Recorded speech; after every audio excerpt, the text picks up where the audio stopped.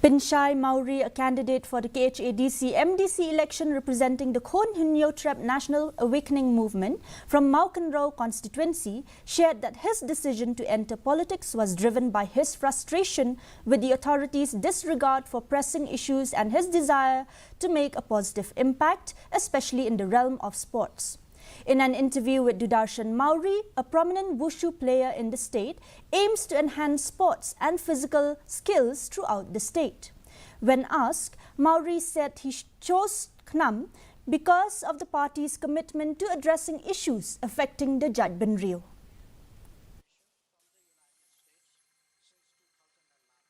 Nama ngapet yakiwe pagi jai sports kibadon kata kaling kibadon bentalang hakikam politik deh kajimun toy jungki kiyo